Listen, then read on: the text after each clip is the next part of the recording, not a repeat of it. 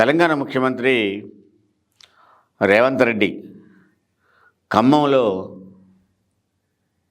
ఓ సందర్భంలో మాట్లాడుతూ, ఒక సభలో మాట్లాడుతూ తెలంగాణలో చంద్రబాబు కాళ్ళు గడి చల్లుకోవాలి అని అన్నట్టుగా ఓ పత్రిక రాసింది.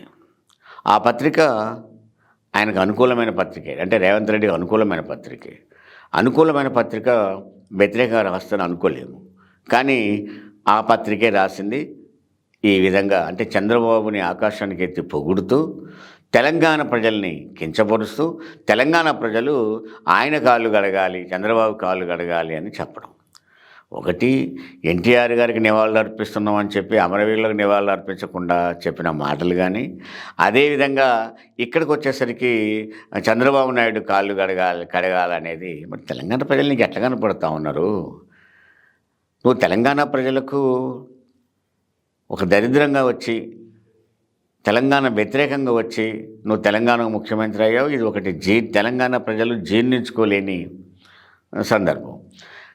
కానీ ఈ మాట తెలంగాణ ప్రజల్ని ఎంత అవమానపరిచింది ఒక్కసారి ఆలోచించండి. తెలంగాణ పోరాటంలో కాంగ్రెస్ పార్టీ వాళ్ళు కూడా మేజర్ భాగం పాల్గొన్నారు, పోరాటాలు చేశారు. వాళ్ళు కూడా తెలంగాణ కావాలని పోరాటం చేశారు.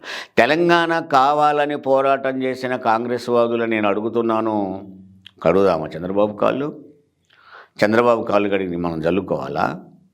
ఇది రేవంత్ రెడ్డి చెప్తున్నారు.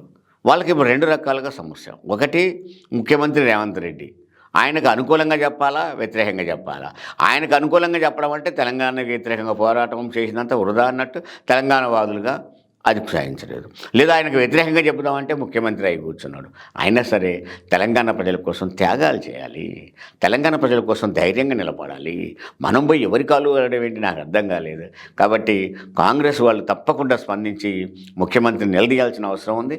అదేవిధంగా అన్ని పార్టీల వాళ్ళు కూడా తెలంగాణ వాదులు దీన్ని జీర్ణించుకోలేరు. కాబట్టి స్పష్టంగా ముఖ్యమంత్రి గుణపాఠం చెప్పాల్సిన అవసరం ఉంటుంది.